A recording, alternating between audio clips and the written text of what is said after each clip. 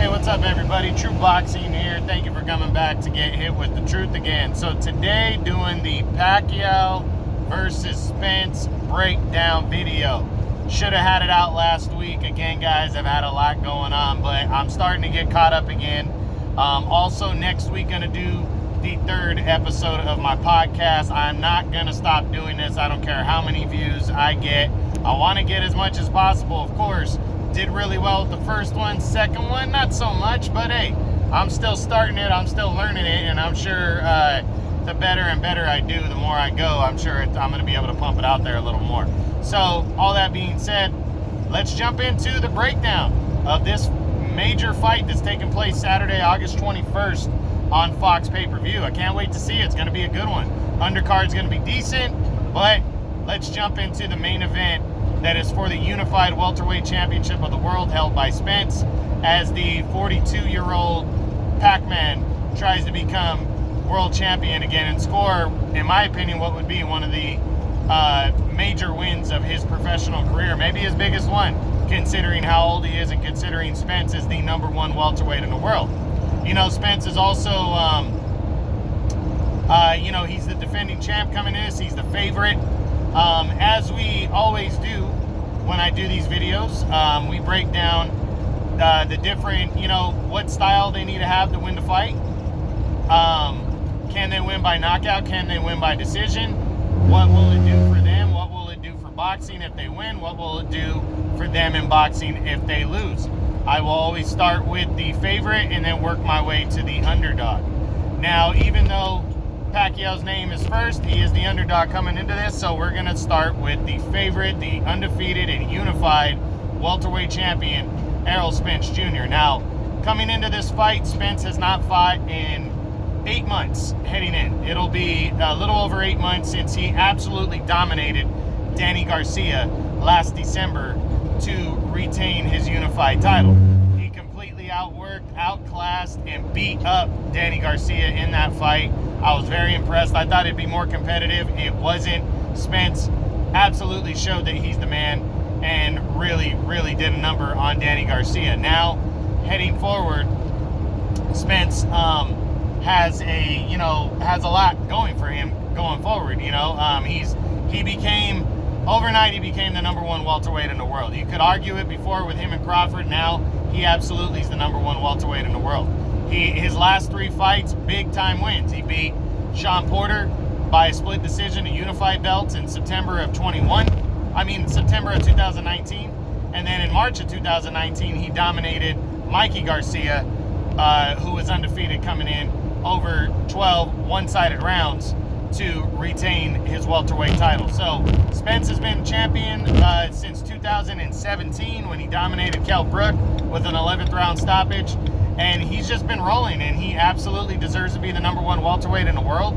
And he is out to prove with this, with a win over Pacquiao, that there is no doubt this would be technically his signature win because it's the biggest name on his resume, of course, and the legend Manny Pacquiao. So Spence has a lot rolling for him. He really does.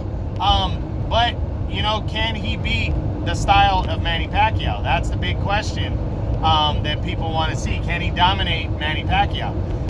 And I really want to say it's not, I wouldn't completely say that he is going to dominate Pacquiao. And I'm going to tell you why. His last 3 fights, he's come in the favorite in every one of those fights. Against Mikey Garcia, he was the favorite.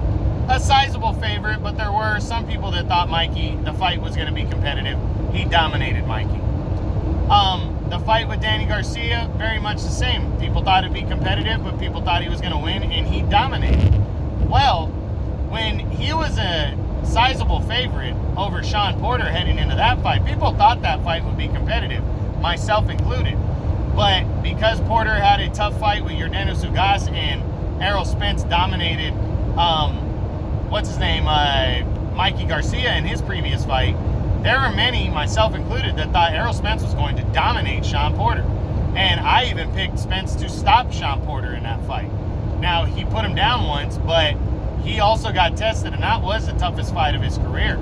And heading into this one, he again is I think, a little bit more of a sizable favorite than he was for the two Garcia fights.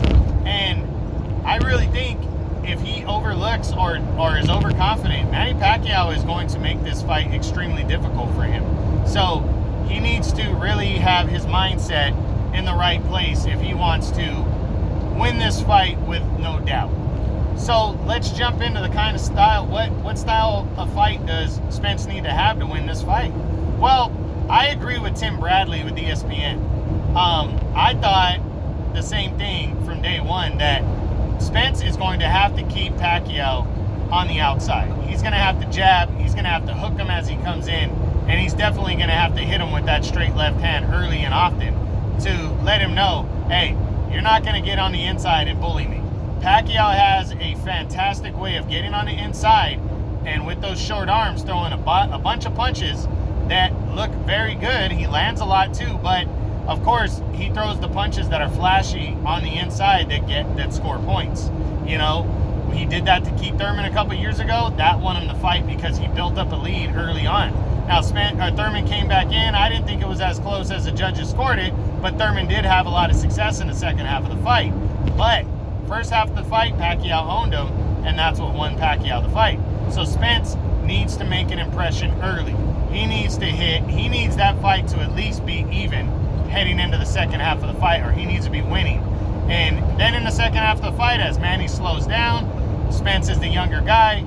He can definitely take over and win the fight that way. But he needs to make an impression with his power and his boxing ability early on in that fight. And then in the second half, completely just overwhelm Pacquiao. Turn up the heat, make sure the stamina's good, which it should be. His stamina should be on point. It's only been 8 months since his last fight, you know, and he's the much younger fighter, so his stamina should be there. And I think he's going to, you know, second half of the fight, he has to implore just boxing and power punching to the body. He can slow him down, and he can win that fight in the second half.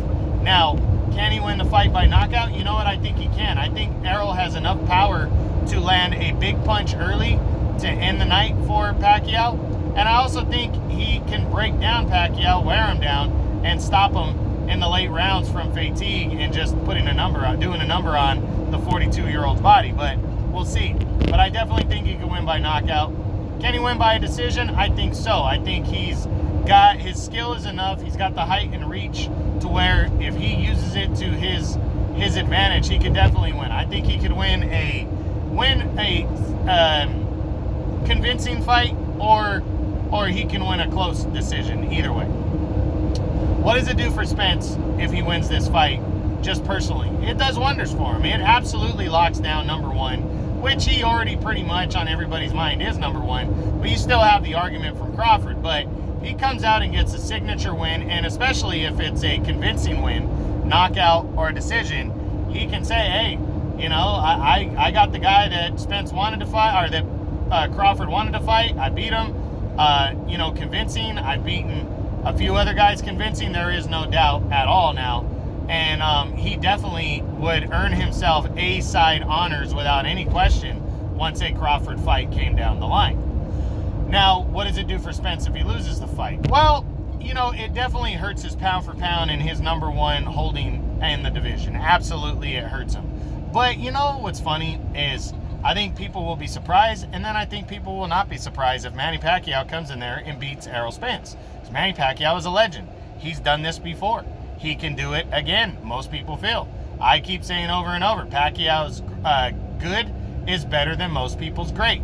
And Pacquiao is still very good, even at his age. So, you know, I don't think people will be surprised. I think it's definitely going to hurt Spence, but I don't think it's going to hurt him bad. You know, if he gets his ass whipped, that might be one thing, but I don't see him getting his ass whipped in this fight. I really don't.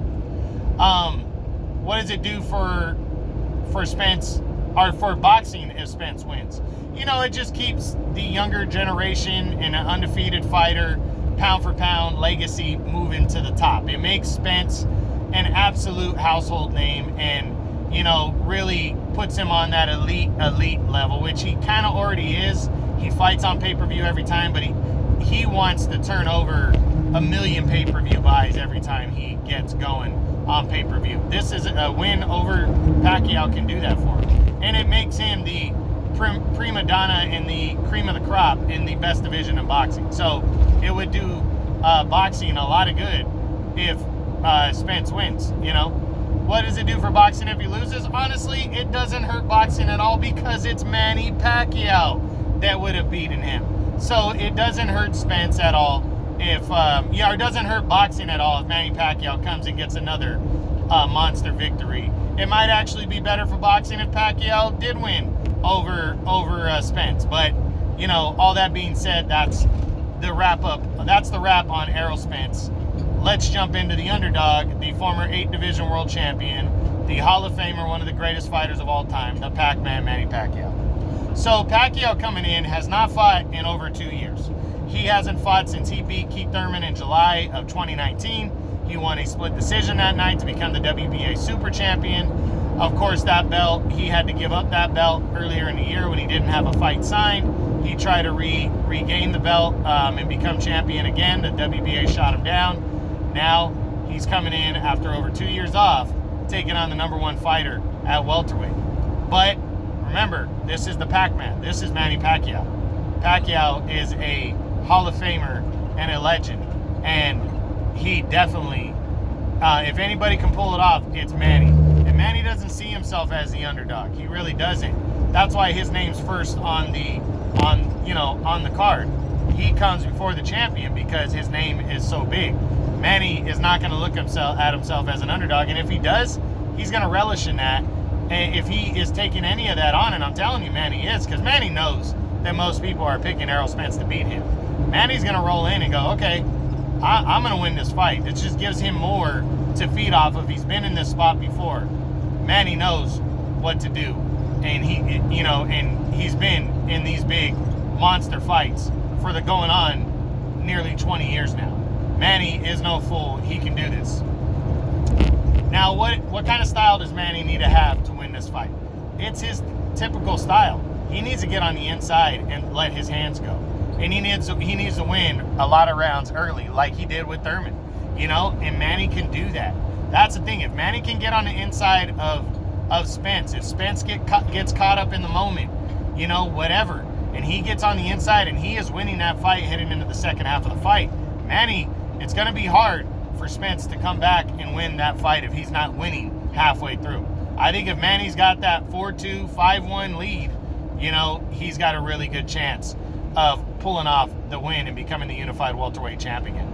So definitely, you know, that's the style. Inside combinations and just overwhelm him and score points, you know, and then try to land those little short shots that lead to knockdowns, that have always led to knockdowns. Even if it's just one knockdown, that's an extra point, and it's going to make it look good, you know. So that's what Manny, that's the kind of style Manny needs to have. His stamina needs to be on point, you know, absolutely. He's going to carry this fight into the second half, which I think it will. He's going to have to be ready to fight in the second half of the fight. I think Manny's going to be ready. Even with a 2-year layoff, I think he's going to be ready. So, but he's got to be super ready and into this fight. And the weight's got to be on point, no issues with it, which there never really are with Manny.